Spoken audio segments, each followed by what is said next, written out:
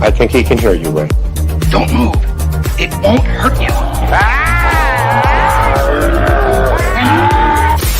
I feel the need for speed. Ow!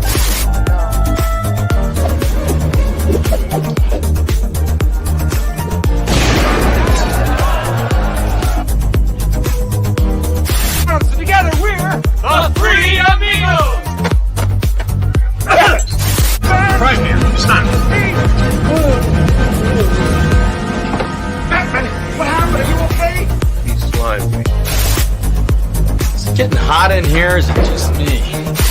No, go past this. Past this part. In fact, never play this again.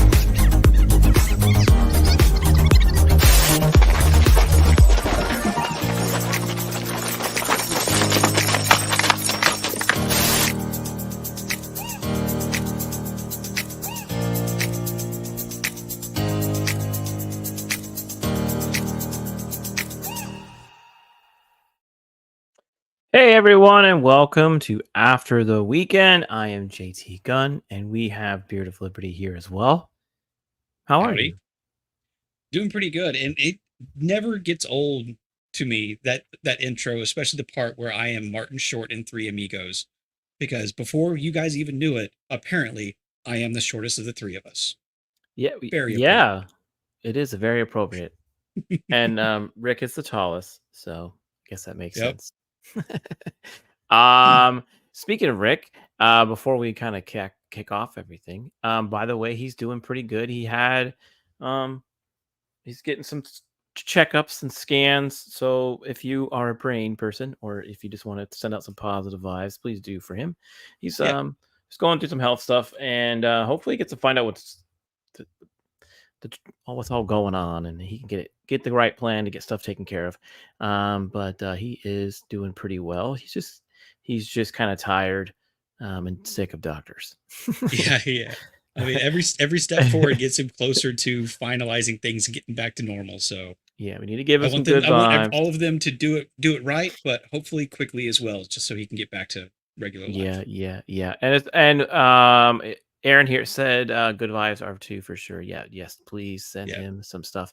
And we have Blair D. Blair here. I heard he said he liked the movie we're about ready to review. That's what I hear. Yeah, and we have Jacob. Good to see you. Howdy, Jacob. And we got Emma here. Good to see Emma. You. Thank you for dropping in. Always fun to see everybody in the chat. So August has kind of been a weird month. It's kind of split down the middle with a couple of things, but we did 2 dragon movies. We did Pete's Dragon, and then we wanted to do another dragon movie.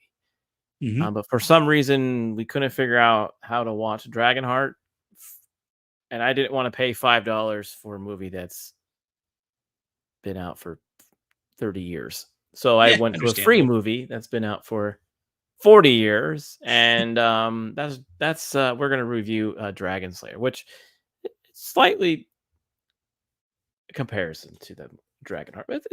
There's a dude and a dragon in both movies, but actually I haven't seen Dragonheart, so I can't compare the two. So this was a first watch for you too. Yes. Okay. Cue the outrage in the comments. Yeah, this was on a first watch for me. I remember this as a kid, but I barely watched it after that. I remember this movie from my childhood. You guys are going way back. Yeah, 1981. This one's actually 1 year older than me. Yes, there were probably going to be spoilers, but it's a 43-year-old movie, so I mean, and there's not really a ton to spoil if you ask me. It's a dark fantasy. If you remember a lot of these from the 80s, that's like Excalibur, Conan, there were movies, Kroll, there were a lot of these like Beastmaster, a lot of B, C, D rated movies out there that when the 80s took on dark fantasy, everyone decided to make their own version of it, which some were really good and then some were really bad, and some were just very weird. But they tried a lot of things, like let's make a dragon, or let's make magic work, or Willow. Willow's a good example of a dark fantasy that ended up doing pretty well. Yeah. Yeah, put it on your watch list there, Squeaka Mouse. Yeah, recommend it. Death Row, It doesn't overstay its welcome either, so it's not overly long. You can no, it's not that long, and it goes pretty well. There's not like a lot of moments where you're like still thinking that the movie's not ended.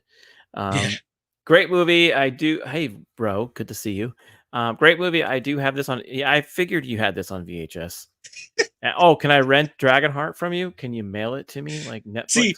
See, Death Row is like the opposite, like the antithesis of me. Like if you say like a regular movie that everybody should have seen, I'm probably going to say I haven't seen it. You say an obscure movie that nobody knows about, and Death Row has probably owned it. Well, we need to get him on the channel one time. We're doing. I'll send you our lineup for the next couple weeks, and maybe you can show up and do a movie with us, and say if you have it in your library. It is pretty epic thumbnail. Don't thank me for the artwork. That's straight from a poster from the movie. So hey, look, you put the thing in the corner, and that's what matters. That's what makes it a thumbnail. Well, I also did the lettering because the logo wasn't in the middle there. Oh, right? okay. But it's a dark fantasy, and we'll definitely get into the style of this movie. But it is, however. I want to test something here, and before we do anything, I want to see if I want you to show you the trailer real quick, and continuing the trend of testing YouTube's patience. It's pretty amazing, actually. Let me know if you can hear it. Can you hear it? Here's some nothing yet. Crackling. I've got nothing. Nothing. It like I said, it's an epic dark fantasy movie. I mean, it kind of hits all the tropes that you expect, but that doesn't mean it's bad. Yeah. And if you want to watch that trailer yourself, go right ahead. You can find it. There's a cult following about this movie, by the way. I didn't know that, but there is. Yeah, I'm not surprised to hear it. Didn't know it, but I'm not surprised to hear it. A lot of films kind of in this same vein. Yeah, we're going to get into that in a second. Following. Yeah, and Goodwin, I see your comment. We'll get into that in a second too. Yes, I do have some comments on that later on. But I do appreciate everyone showing up. Go ahead and hit the like button if you haven't already. That would be really great. Yeah, Dragonslayer. I mean, this was like a time when also Dungeons and Dragon, the game, was like becoming a popular thing with geeks, dorks, nerds. So this movie probably hit the heartstrings of that group. Oh yeah, in the 80s. And you have cool posters like this, and this is probably one of the coolest taglines either too. Is in the Dark Ages, magic was a weapon, love was a mystery, adventure was everywhere, and dragons were real. So this is supposed to take place. That's nice. In post-Roman Middle Ages. I guess dragons existed. Who knows? Yeah, this is, and it was PG. It came out in 1981, like I said, and it was a Disney film with Paramount.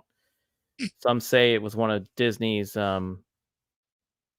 darkest movies. A dark Disney movie that was PG that technically had a little bit of reverse nudity in it. Yeah, we all know what you found, Beard. Let the romance begin. Romancing the bone? I did something wrong, didn't I?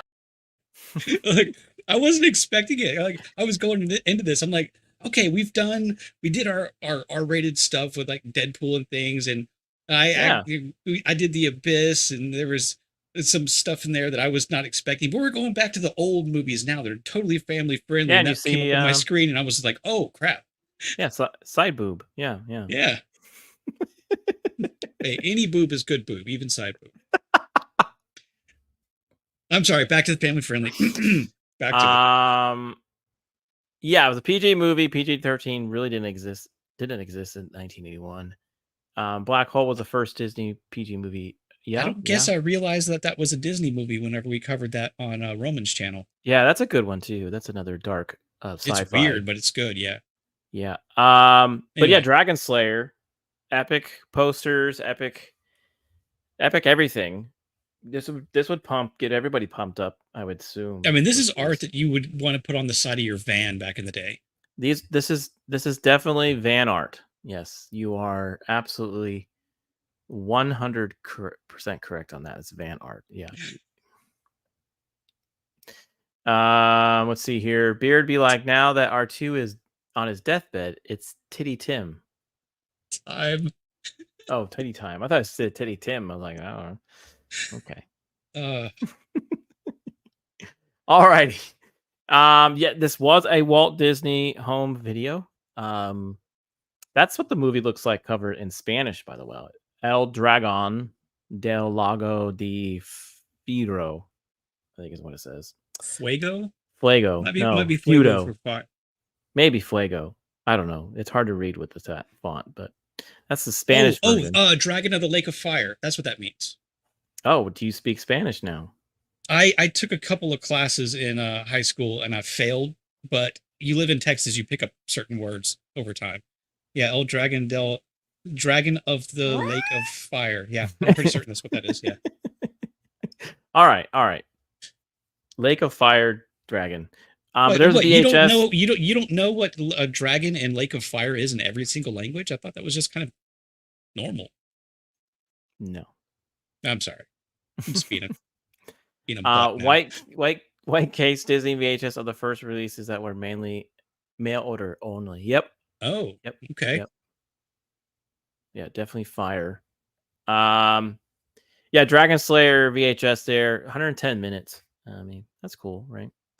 Yeah. But yeah, the main character in this movie is this guy, Peter McNicol, I think is how you say it, Nicolo, something like that. Gallon. Yeah. He was in Ghostbusters 2. Do you remember him in Ghostbusters 2? I don't. Really?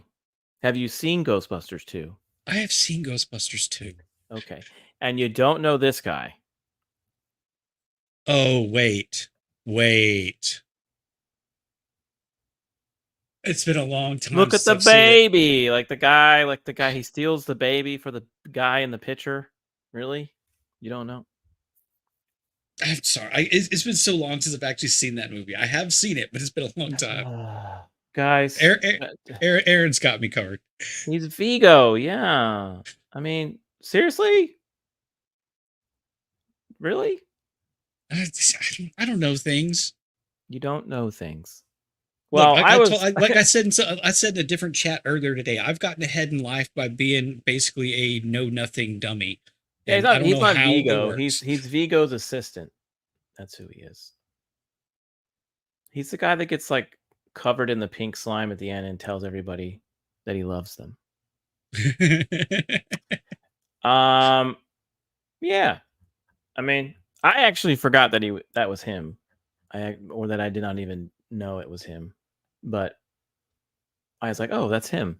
But yeah, good stuff. You know things, just not these things. Yeah.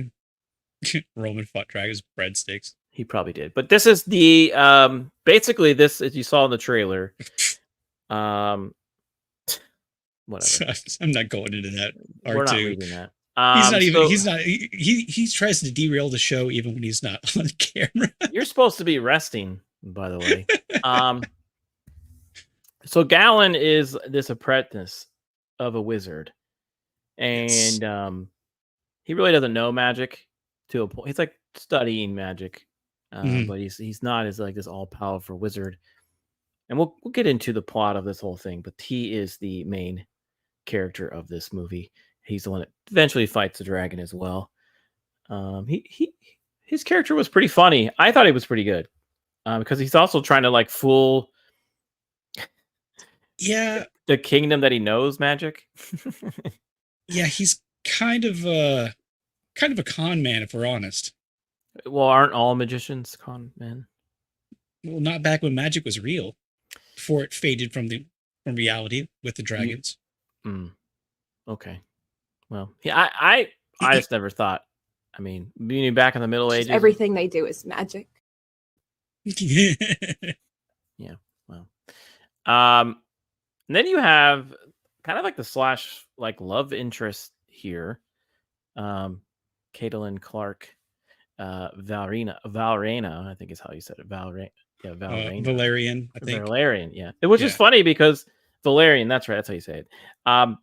Because she's in that's in Game of Thrones, Valeria. So I wonder if she's from there. Maybe it's time. Well, we'll get to some of the Game of Thrones connections at some point later on. Yeah, we will. But she is basically the love interest. She's the character that comes to ask for his help. And we find out why later on, but she's dressed as a dude and passing off as a guy, and it definitely wasn't fooling me, because when somebody comes out and says, which you men speak for this or whatever, and she spoke up, I'm like, I was fully expecting somebody to like say, why is this woman speaking for them? Yeah. But it's a story point. It's very clearly not a guy, but in my opinion, but well, her disguise is in the upper right there. Yes. I don't think she looks like a dude there. Yeah. Female warrior that saves Conan in Conan. Oh yeah, you're right. Maybe it's her. Maybe there's like a connection here.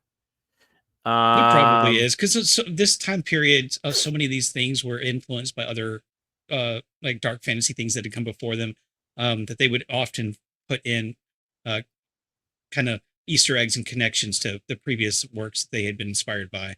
So yeah, it's not really surprising to hear. Yeah, it is Frodo. You know that? Dude to the right of her looks like Frodo. It's totally Frodo. Stupid fat hobbit.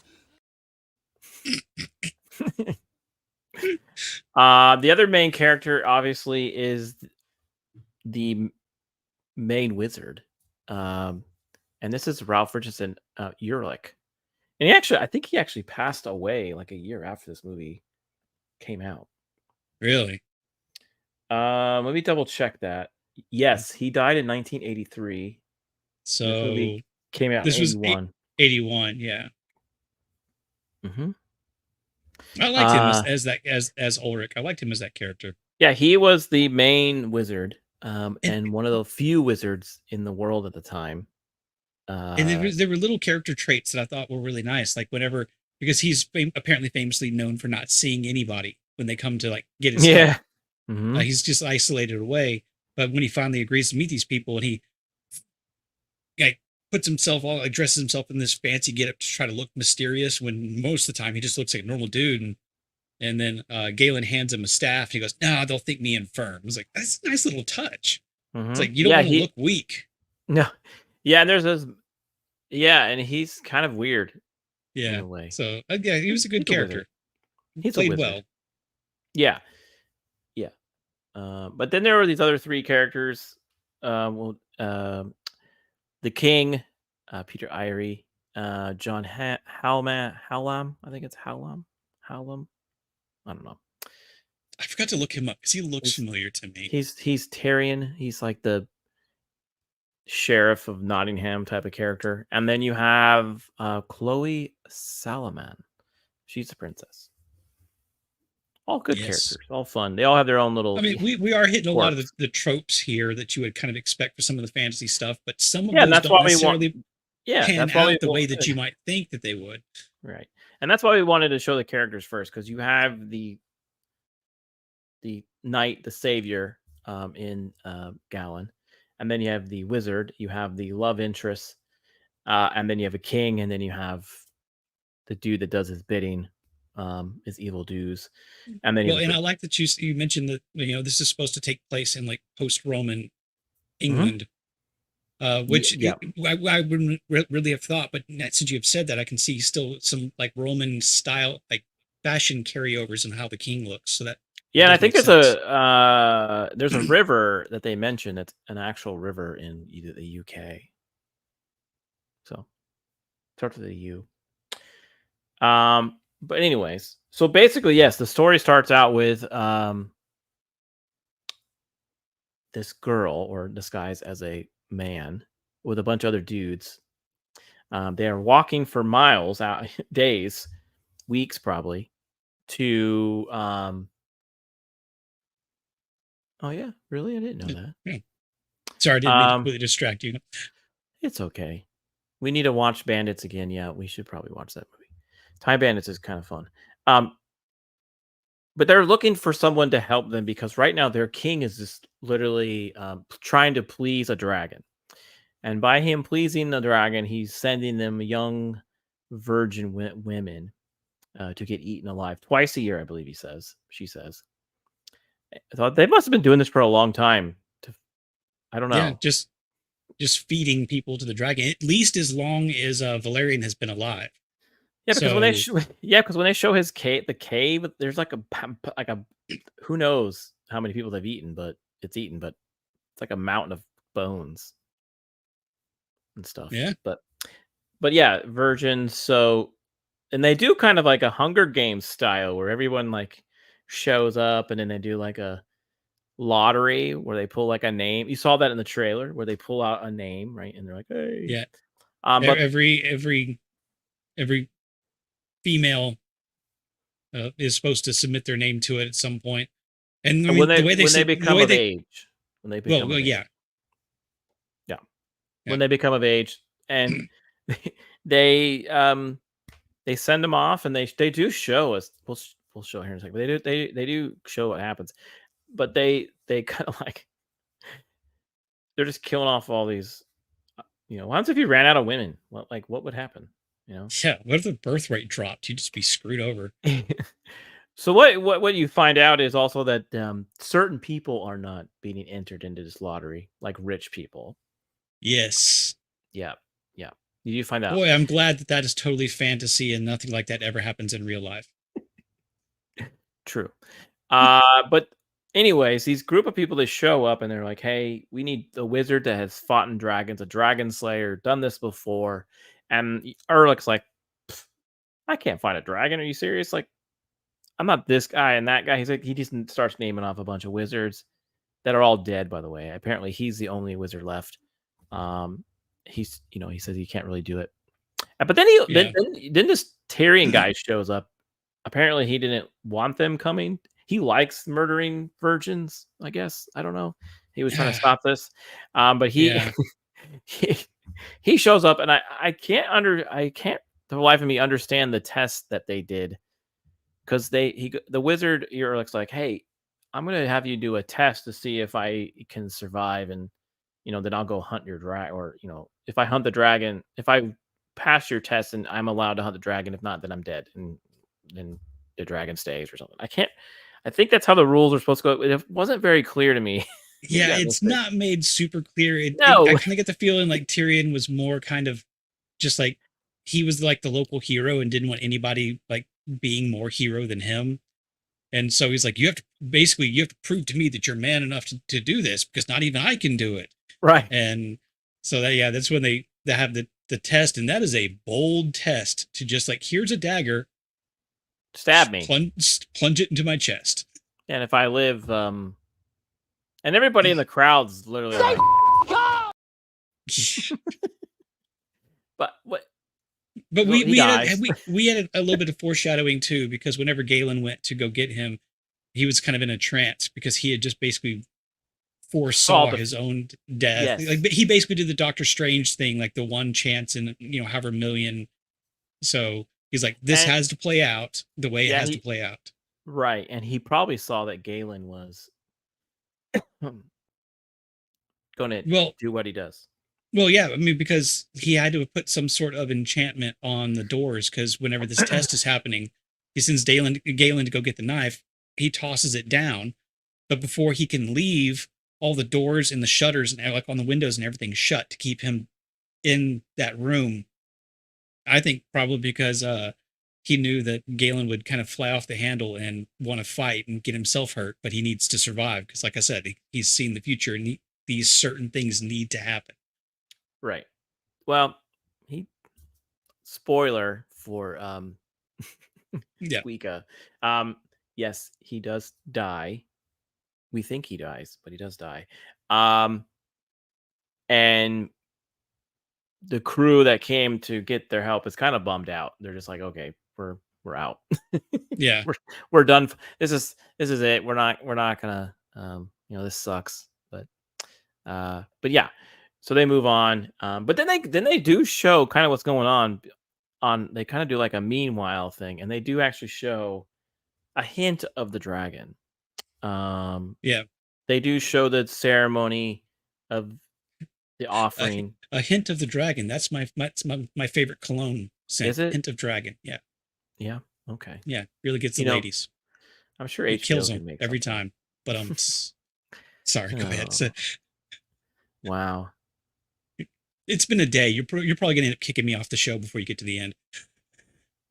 No. They do show the event, right? And it's pretty dark for a Disney movie, like I said. Yeah. Really Here's your virgin tied up in chains. She tries to escape. She like literally pulls her hands through, and you saw that kind of in the trailer. She pulls her hands through the handcuffs, which you have to have like kind of a small hand to do that. And then you get like a hint of the dragon. Like you see its claws, you see the fire, you see the smoke. I don't think you see the dragon's face, but I put it there anyway so you know what kind of he looks like. But yeah, you don't see it at that point, but yeah. No, which Everything I thought else was great. Really good.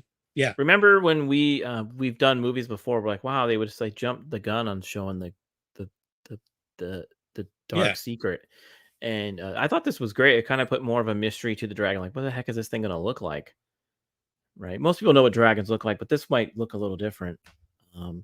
Which I think technically, I looked it up. If you're going to go by definitions of dragons, this is not a dragon, but a wyvern. Oh, because I think wyverns are the ones that have like bats. They have two legs and their front hands basically go into like wings. Yeah, that's the that's Game of like Thrones dragon. Yeah, it's also like the ones you get in Skyrim, which I think dragons officially are like usually 4 to 6 legged winged creatures. Pete's dragon. Yeah. Still cool that this is all practical. Yeah, all puppets. They do like a weird claw. And they have a lot of special effects with smoke, fire. This is like one of the coolest scenes, even though a virgin's getting torched. But it's still, if you like special effects in 1980s type style fantasy effects, this is a scene for you. It's really cool. Yeah, definitely. It's really fun. Down with the virgins, I guess. I will say, if that was the law of the land where I lived, and were You're not a lady though. Yeah, and we're a female, you would think there'd be a big promiscuity thing happening across the land, because as soon as they come of age, you're like, no, screw this. I ain't gonna going for a dragon. First person in line, we're going to my bedroom. Yeah, I would totally be. You big stud! That's me, honey. Take me to bed or lose me forever. Show me the way home, honey. Take me to bed or lose me forever is very accurate to this movie. Yeah, I would totally the same way. I would be like, look, it's open. Yeah. I'm just saying, there's a simple solution here, ladies. Yeah, just get pregnant like within the 30 days window. They did it twice a year, so you at least had 6 months to do something. Yeah. And just go find Drop the hammer, Kevin.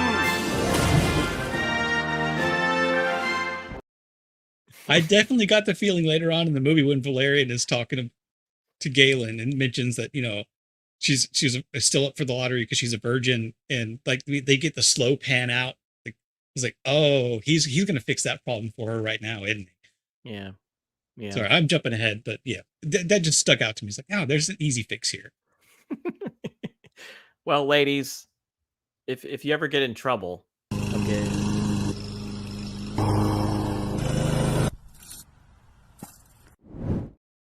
Beard. Yes, if a dragon is threatening your life, give me a call. I won't fight the dragon, hell no, but I can fix the other problem. Yeah, we'll make you correct. Moving on. All right. Let's see here. Beard trying to pick up a medieval woman at the pub. Hey, you want to get back to my place or get eaten by a dragon? Hey, if it works, it works. It works. Uh, I'm sure you would be. I will unvirgin you. I'm sure it would work, especially in this town. These girls are probably terrified. yeah. However, it'll be a little creepy though, because some of these girls were 13, 14. So, but I mean, Yeah. See, different time. I'm thinking modern version of age. Okay. Yes. I want to be very clear there. Well, Don't yeah. cancel me. Alrighty, moving on. Now, since the real wizard, the main wizard, is gone, Galen here is now pretending to be the masterful wizard. He actually runs and shows up real quick with the crew and tells them, "Look, I'm here. I'm the one that's going to save you. I'm going to kill this dragon. I'm going to save the day." Yada yada yada. Yeah, because that stone that he's got around his neck, he was sent. When he was sent to get the dagger, he was also told, put this in the conjuration box or whatever, and then bring me the dagger. And then while he's kind of cleaning up and just like dealing with everything after his master's death, that keeps appearing in places. He'll put it back in a box and it appears in a place. And he kind of gets the clue that that's where the actual magic resided. It wasn't necessarily in anybody else. It was that stone that it kind of called to him like, "Hey, you're cool enough to be a wizard." Yeah. Right. We got a question in the chat from Maurice Smith Jr. Do you like the Frozen movie? I've never seen it, but I've seen enough of it that I can take it or leave it. I don't have any kids, so a lot of the modern kids movies there's no reason for me to see them. He's lying. He sings the song in the shower. Just let's put it that way. I will quit this show right now. You take that back. It's a pickup line. Oh, okay. That's terrible. Okay. Anyways, yeah, so he tries to show them that he's the wizard. So on the way back to this town, the lair is not too far from the kingdom or the town, wherever they are. So they take a detour to the cave where the dragon is. And he goes down there and walks to the bone pit. And then he doesn't really see the dragon, but he smells it. He picks up scales. Yeah, he's like, no, I'm a little bit in over my head. It's like I'm acting all, in charge and this fake bravado and such. I'm going to be the big hero, and he's just like, no. Oh, we're gonna get derailed here. Legitimate question. Well, he answered it, so. Yeah.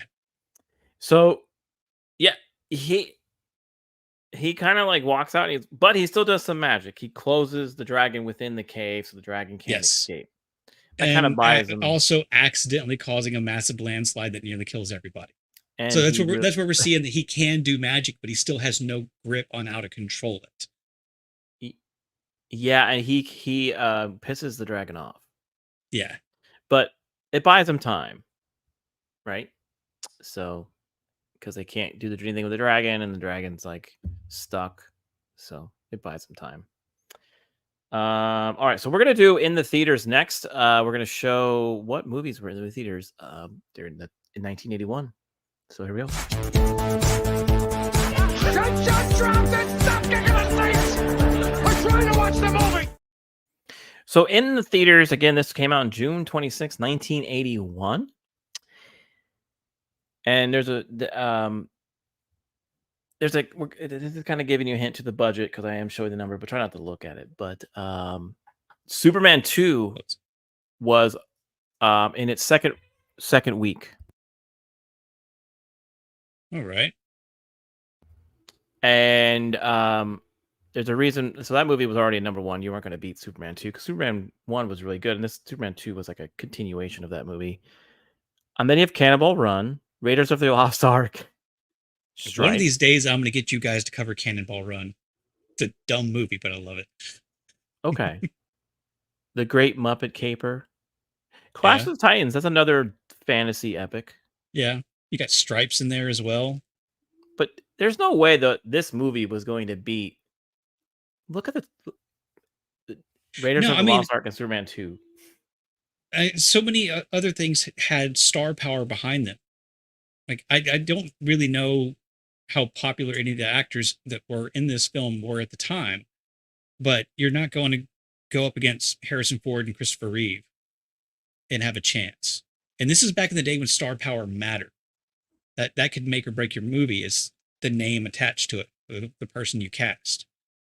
Yeah, but Cannibal Run, Raiders of the Lost Ark, and Superman 2, you had 3 big actors in those movies. You had a pretty good cast in Cannibal Run, just in That's general. what I mean. It was yeah. So it didn't do very well. It had some stuff to do. I think if this movie came out in the wintertime or around maybe in the beginning of the year, it probably would have done a little better. I mean, why not pick up the pickup line? Hey, do you like the movie Frozen? Her. Yes, Beard. Good.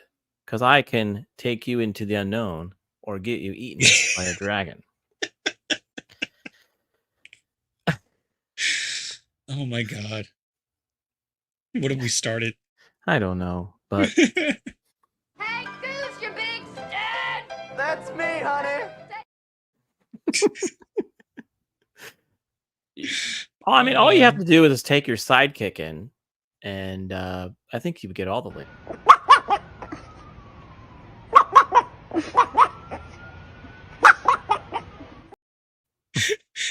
That dog would be way more badass, but didn't sound like a small chicken clucking when it barked. Maybe it is a chicken. Oh, it could be.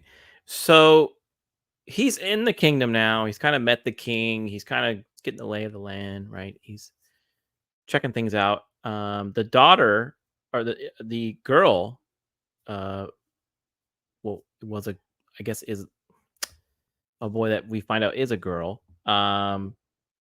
Beard's favorite scene. And then her dad is a blacksmith. He said there's like this dragon sword, slayers type sword that he can make for him or sharpen up for him, and it's in a lake or river. Yeah, because she feels comfortable coming out dressed as a woman now because everybody thinks the dragon's gone. We find out that that's not necessarily the case, and that's when he goes to get a weapon, which I'm assuming there was a story beat that must have been cut from it, in which there were like someone who was not authorized by the king was not allowed to make weapons, because that would be the only reason that like this thing was so hidden. Because he says like, blacksmiths, have you ever forged a weapon? Well, of course, most blacksmiths would have. The one thing I could figure is that, like I said, there was a story thing that said that they weren't allowed to, but he had that spear hidden away, like in a waterfall. Yeah, maybe because it was like it was like a dragon slayer type of weapon that the king. Well, or they just didn't want anybody getting the guts to go fight a dragon because they had a sweet deal where they just fed peasants to it. Yeah. Got rid of the peasant ladies. Yeah. But not the fancy ones or the princesses. Yeah, then you do find out the princess story about why she hasn't been selected, because they took her name out of the bucket. And many other lordship daughters get taken away from the name bucket. Yeah, they were just basically paying off the king to not put their daughter's name in there. Yeah, so you do find that out. That's sort of like Hunger Games, but Hunger Games, like, people paid for their kids to get like super good and go. It was like the other way around. Depending on the district. Yeah. So the princess kind of finds out, like, look, I'm going to put my name in the hat. Not only going to put my own name in the hat, I'm going to put it like all the names are in the hat are me. And she's like one of the most honest people in this movie, because she finds out her entire life she's had this special treatment and doesn't think that's been right for all these other women to have to even just have a chance of having their name picked. Yeah, so she replaces every name for the next lottery with her own. Yeah, and the king's like, wait. this is blasphemy. This can't happen. Yeah. And she kind of a does the weird- right thing. She like stands up in front of everybody and is like, it's not fair that everything here. This is the way to make it fair. Is I'm just going to go ahead and take your place this time. But it is kind of weird and a little bit Hunger Games like when people are they're chanting. It's this big spectacle. It's like the town event. Yeah. Pull the name. Yeah. It's very, very chanty. You're out. Doyle rule. Yeah, but she goes, no, Dad, I'm doing this. So yeah, it happens. She becomes the new virgin. And then, but don't worry, because our hero, who has used magic to help reforge that spearhead, and has a shield made out of dragon scales from later Emma. Hi, Emma. Has a shield made out of dragon scales made by Valerian and given to him. He's like, I'm gonna go in there, I'm gonna save her. Yeah, so surely he's gonna save her. Yeah, so he armors up, he's got his spear, sword, he's got his armor, he's got his scale, which I think would be a pretty cool shield. Almost as good as Captain America's shield, but almost. It is a scale. It's dragon skin, so. No, and to her credit too, she basically has to wander into a dragon lair to get the scales to make it. So that was a ballsy move. Dropped them everywhere. Oh yeah, but she was actually kind of like venturing into the first areas of the. It kind of looks like a turtle. It does look a little bit like a turtle shell. He does like 2 battles here, right? He fights Tyrion. He's trying that. This dude's so hung up on this. I don't know.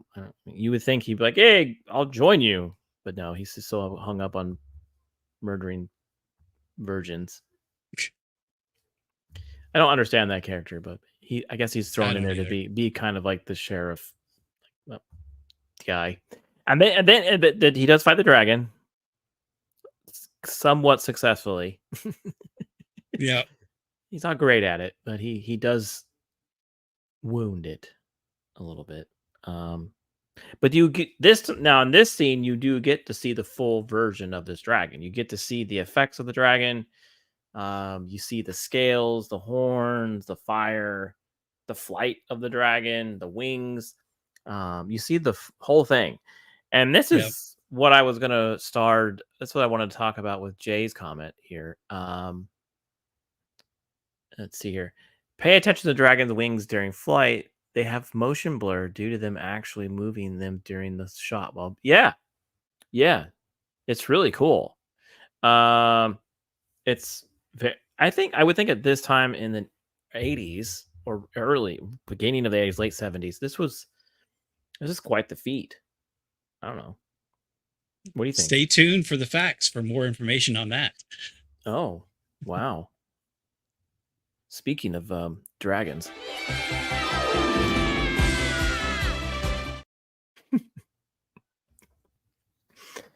That's weird. Nothing played on my end. I'm assuming. Yeah, that worked that time. I've seen that with a couple other streams I've been on where something doesn't play on my end. I think StreamYards is just being a little weird. Because it might be my system because it seems to play on the stream, just not for me. So. Does this play? George of the jungle, strong as he. Yes. Well, anyways, you do see the dragon. You see all the great effects of the dragon. The scenes when it's flying around is really cool. Yeah. The design's great too. It's a good like dark fantasy dragon design. It does look like a Game of Thrones dragon. Like I could see that in Game of Thrones. Like maybe this is like an ancestor of them. More on that in the facts too. Whoa. All right, so we're going to kick off. We're going to do the numbers now. This is where we guess the budget and the box office. I'm going to give you a hint, though. This one didn't do very well. 11, 92, 12. So we got budget gross budget and gross worldwide.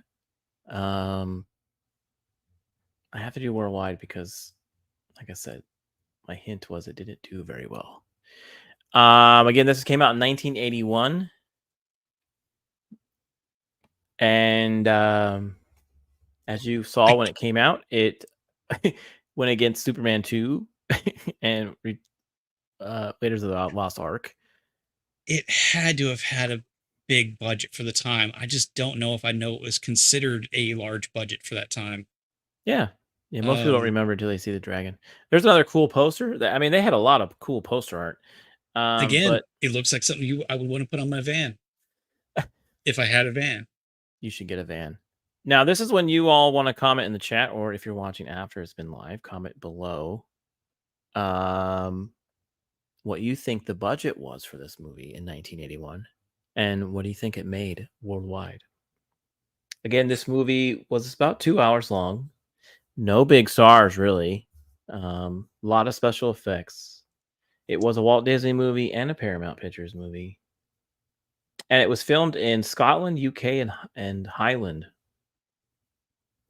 In that area. So, just for clarification, if anybody saw me typing, I'm not searching this budget. I'm searching a other movie that was released around the same time budget to get a frame of reference, because I just don't know historical movie information like some folks. Yeah. So I'm gonna guess.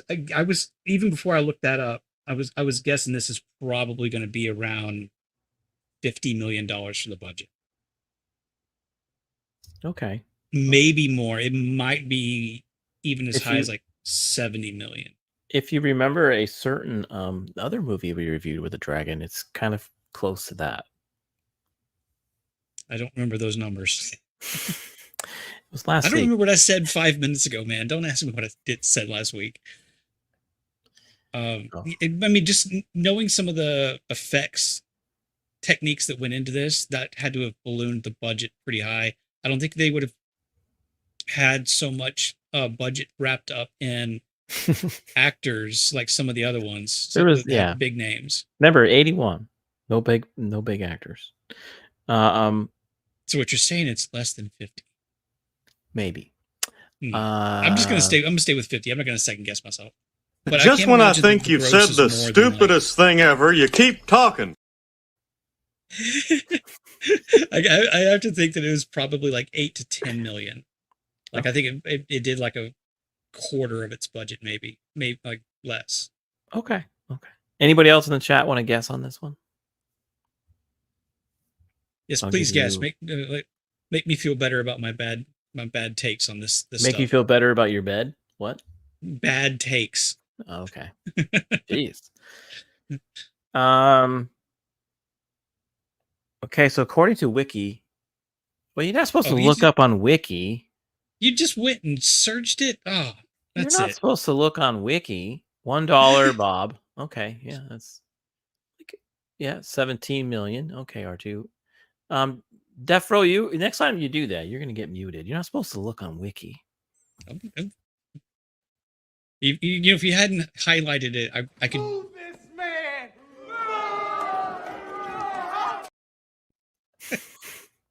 All right.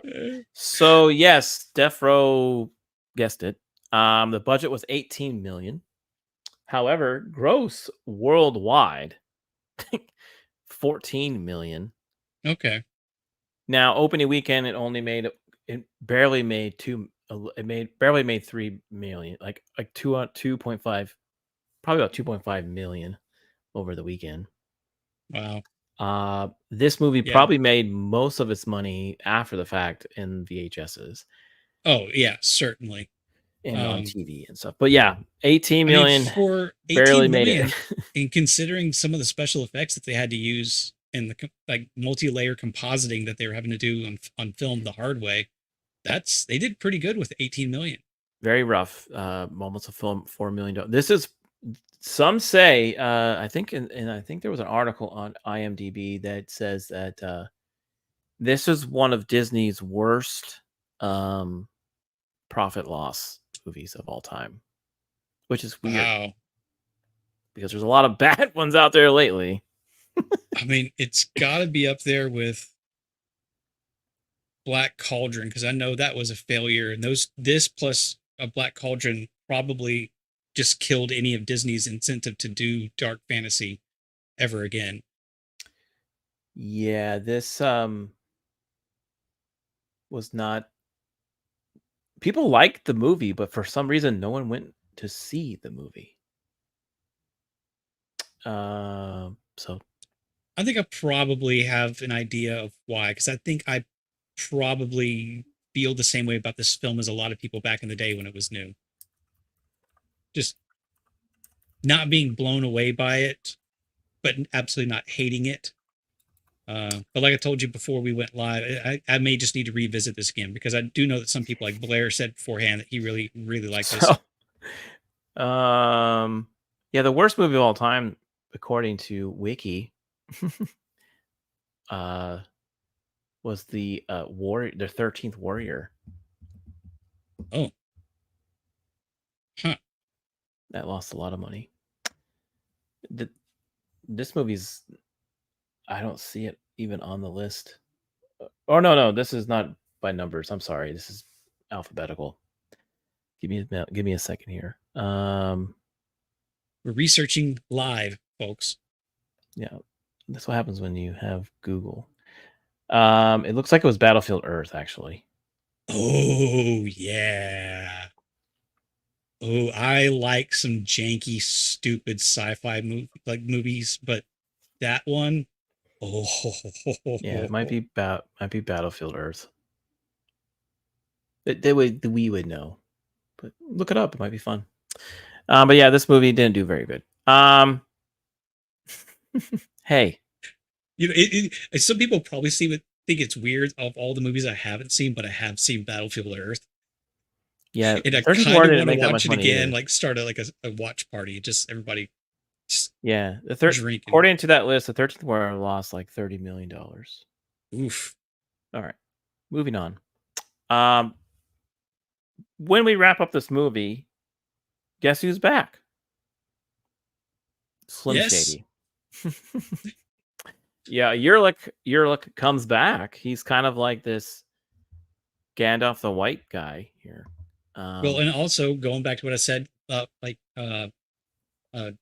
Doctor Strange seeing the futures that have to happen, and like basically just giving the information, because he had instructed his other assistant, who's not his apprentice, like to gather his ashes after he died and they burned him, and where to take them. But then that guy gets taken out, and it's left up to I remember that to take his ashes to.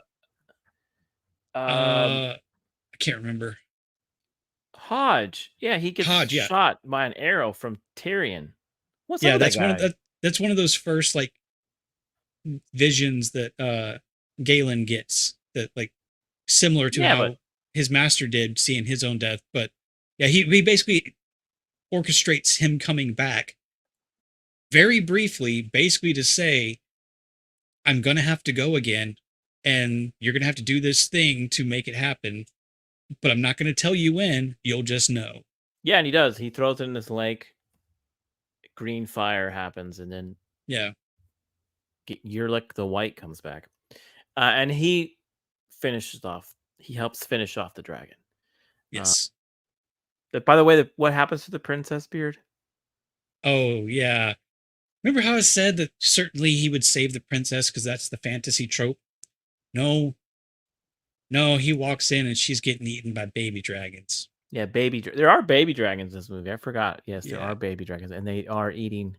And that definitely lends itself more to the dark fantasy type, where not everything is gonna end up happy. Yeah, I'm pretty sure when Beard found out the princess was eaten, he was quite like this.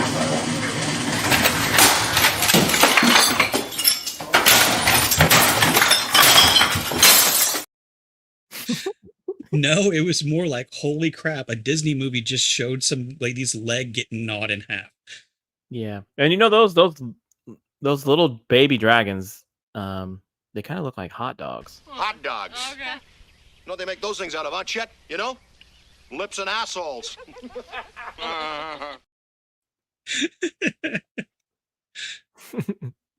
Hot dogs are still tasty. He looks like a Russian priest. He kind of is. does look like a Russian Orthodox priest. Yeah, he doesn't have the pointy hat, but he's. I mean, I don't know. Maybe at the time, maybe in the medieval time, this is what wizards kind of looked like. Who knows? He did have a staff. He is wearing white because he's coming back. That's a Lord of the Rings type of thing. He's better at magic. There's a eclipse happening while this is all happening. Mm-hmm. He does take out the dragon. Unfortunately, the princess is gone. All happy days. And and you find out the love interest and the apprentice actually do fall in love. And yeah, they were actually on their way just leaving the area because her father basically says, "You're never going to be happy here. Just leave, go where the dragon can't harm you anymore." And then that's when he has that stroke of realization. It's like, oh, I have to do this. And then it kind of kicks off the entire finale of the film. Yeah, but they do end up, and yeah, she is no longer a virgin. I think he probably took care of that previously, but beard style. I don't know if I like. That's what she said.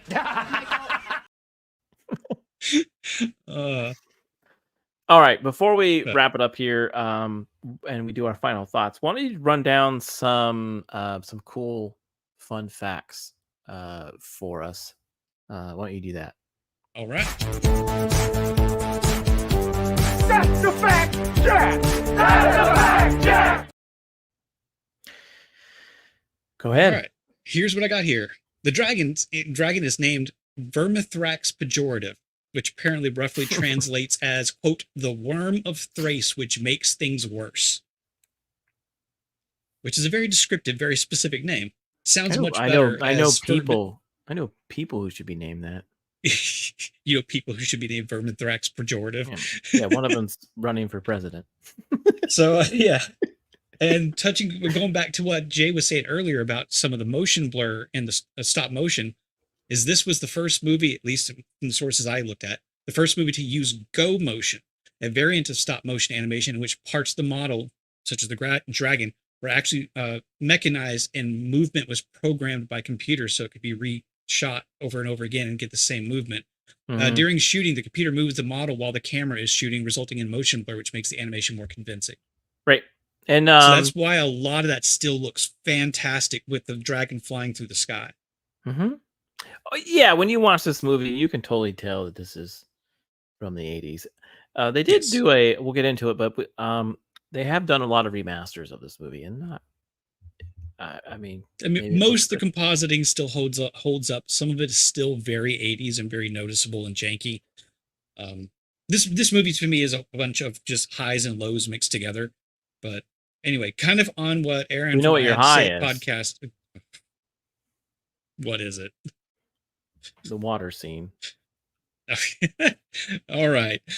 To touch on what Aaron, I had to say, podcast is saying here about how the Game of Thrones dragons look like the Dragonslayer dragon, is going to my next trivia bit here. George R.R. Martin, author of A Song of Ice and Fire novels upon which Game of Thrones is based, has said that Vermithrax pejorative is, quote, the best dragon ever shown on film, end quote. One of the deceased dragons mentioned in the first season of the series by Viserys Targaryen is named Vermithrax. So, like I was saying, with a lot of dark fantasy things, is you get those crossovers and those Easter eggs and those influences coming through in other works. And also, Vermithrax is Guillermo del Toro's favorite movie dragon, alongside the one from Maleficent. It's kind of a contrast there. But lastly, sticking with just going full dragon facts, including the hydraulic 40-foot model, 16 dragon puppets were used for the role of Vermithrax. Each was capable of flying, crawling, and breathing fire. I don't think they mean actual flight, but, modeled, simulated flight. Otherwise, that would just be really awesome to see a dragon flying over Hollywood. I guess, no, it wouldn't have been Hollywood because this was filmed mostly in Wales and Scotland. Yeah, can you imagine seeing that, not knowing, like, it's fake? Yeah. Wow, you'd be like, oh my gosh, there's real dragons. I mean, we could do that now. We've got enough drone tech and things. You could make a dragon model, but Yeah. Anyway, that's that. I decided to stick because it's Dragonslayer, and even though the dragon is not on screen very often, I decided to go full dragon facts because that is honestly the best part of the movie. It's the most impressive technically on how they shot it and how they built it and the interactions. And the fact that they used real flamethrowers to actually get it to blow fire. Yeah. It was really good. I liked it. Yeah. I thought the dragon was neat in this movie. Yeah, There were, like I said, there were some parts like I thought the king was weird. And Tyrion, I'm like, why is he even in this? Like, what's his deal? Like, don't you want your kingdom not to have a dragon? Like, it's like almost like he was like, I don't know. I like I said, this entire movie is a weird contradiction of really good parts and really bad parts. Like that's why I'm kind of sitting in the middle on what I like. But that's, I guess I'm jumping ahead to final thoughts there. Yeah. I did find your favorite scene. Oh, that is correct.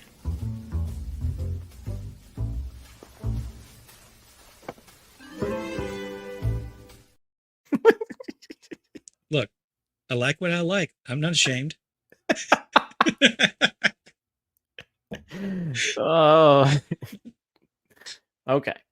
Alrighty.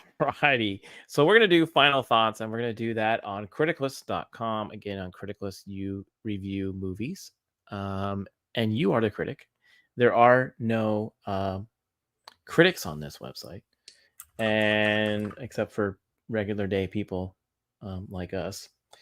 Yeah, if they let me on there to review movies, they'll let you on there. Trust me. Yeah. But that's the goal, is to actually get the true opinion from the people who just go watch movies because they like movies or watch TV shows because they like TV shows. Now, we are the first, usually always the first ones to review these old movies. But we are the first ones. Yeah. I think there are actually 3 others that have beat us here because I think they have to have like 5 before they actually show scores, which I actually like that too, that they actually wait till they get a few reviews in there before you see it. That way it's not being influenced by just one person's it's another good thing about that. They keep changing the site over and over because they didn't used to do that, but that's good that they do that. It's really popular. I say it all the time, and I know we probably don't need to say it, but just for YouTube's sake, not sponsored, we just like them. Yeah. And you could go to criticlist.com, go support Blaine over there. But we do like hanging out. Yeah. And Def Rose over there, he's very active on Criticlist too. He is. All right, so we're gonna rate Dragonslayer 1981. Here we go. I don't think it's a bogus movie. I think it's right around here. Like, I'm pretty close to like 50%. I think I might like it up to 60 if I watched it again, but there's a lot in there that just kind of lets it down. I think I'm going to give it an extra 5% for the dragon. Yeah, that's fair. But I did forget about this movie. I did see it as a kid. Blair says decent. Yeah. Yeah. It's just not overly memorable.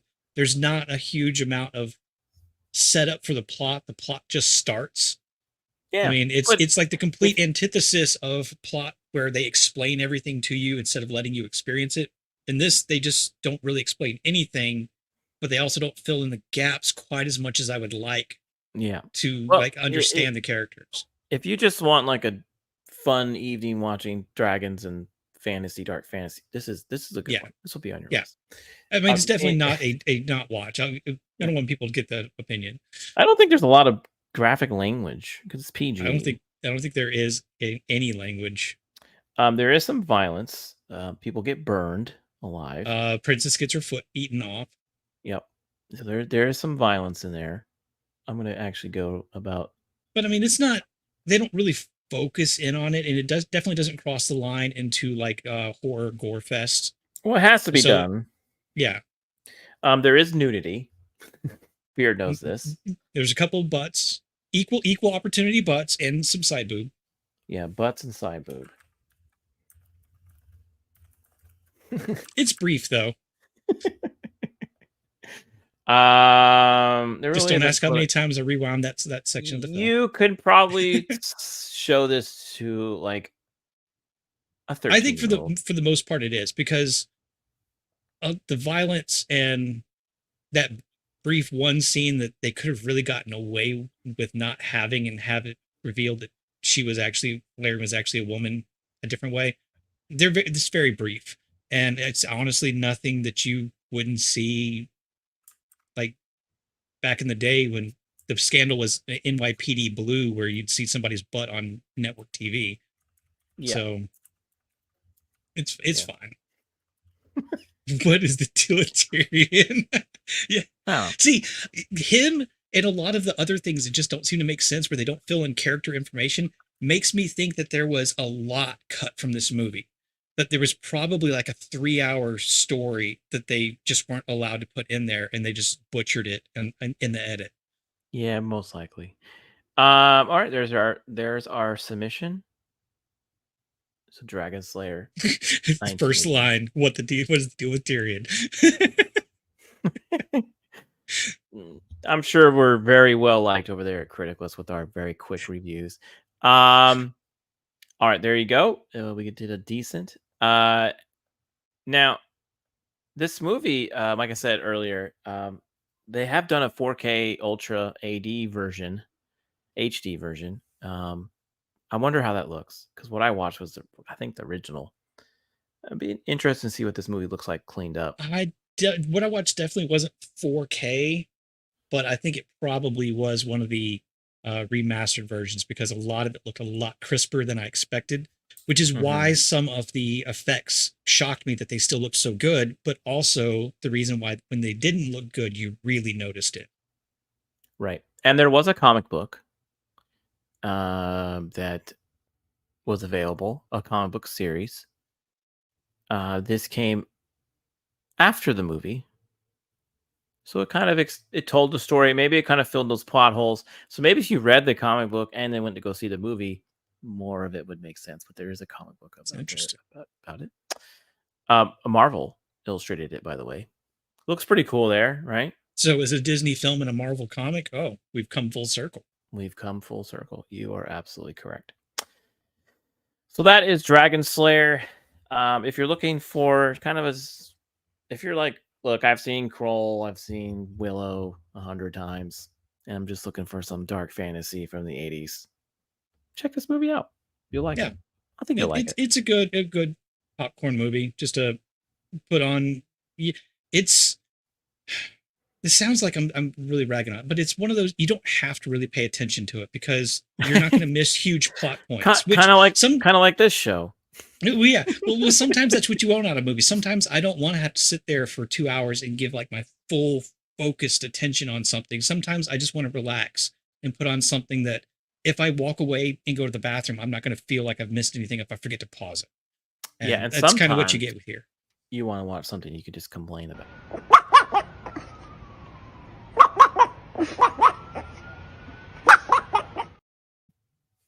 Yeah. So much so that I've just added it to my own layout. I swear, if like new people come in watching us and they're like, what the hell is going on? Welcome into the channel. We're almost done. But yes, there's a lot of inside jokes on this channel. We have our own lore. We're going to have to start an ATW wiki. Yeah, you should. Yeah. Or just go watch old episodes if you really, really want to watch them. Which we would like you to do that, but it's up yes, to you. if you're a true friend of the show, you would do that. Yeah, and if you're also a true friend of the show, you would want to stock up on hoodies. We have After the Weekend hoodies over there at mixtees.com. After the Weekend -logo. We'll give you 20% off if you use the code ATW. Also, if you do go buy a hoodie or a t-shirt, we would love for you to. Oh, look, he's got both. We would love you to tell us. We don't know all the time who it is, who buys it, so it'd be great. And there's always I'm not going to reference the croissant option picture here. It's an in joke from a different show. Okay. And this is a family-friendly one. Okay. You'll need to get okay. Well, I mean, Rick's a big guy, and he has one. So Rick's kind of tall and big, so he got one. So if I'm sure you get one. Aaron, I'm not really familiar with that exact size measurement. I don't know if it's metric or something, but I'm pretty sure it comes in double X and above. Oh yeah. Rick is much taller than you. I think Rick's a little taller than you. I don't know if he's about that size, but he's in your range, and he has a shirt. So Rick would tell you. Ask him. Hey, how big are you? I'm trying to get a shirt.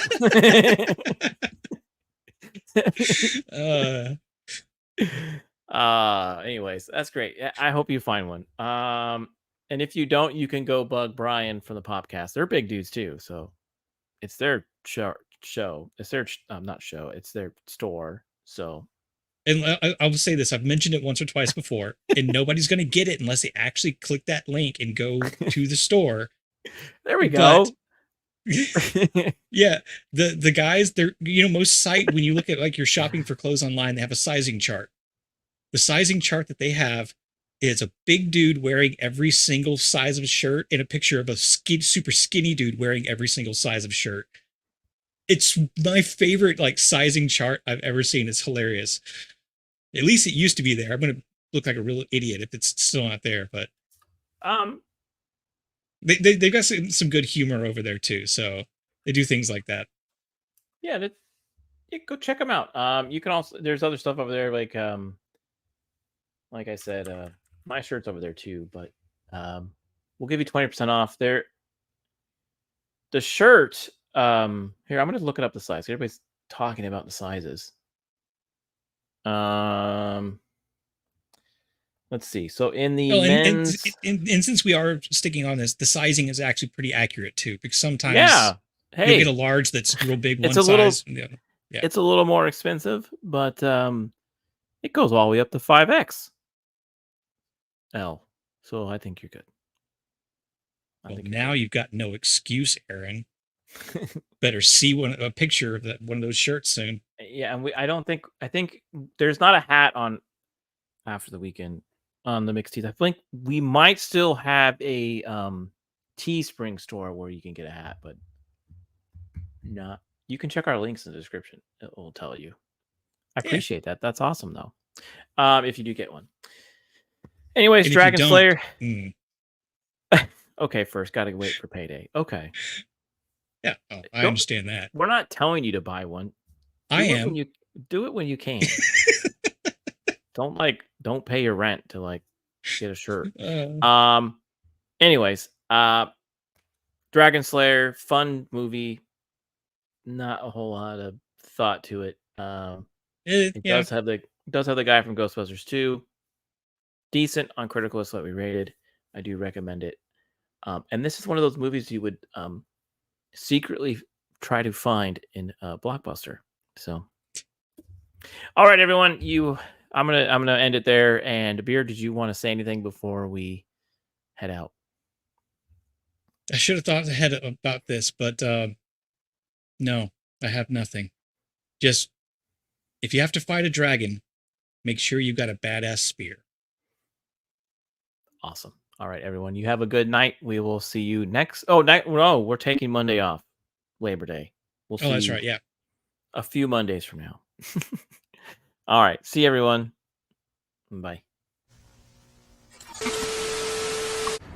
Truck to refrigerators to dumpster, 360 spin onto the palace, backflip gainer into the trash.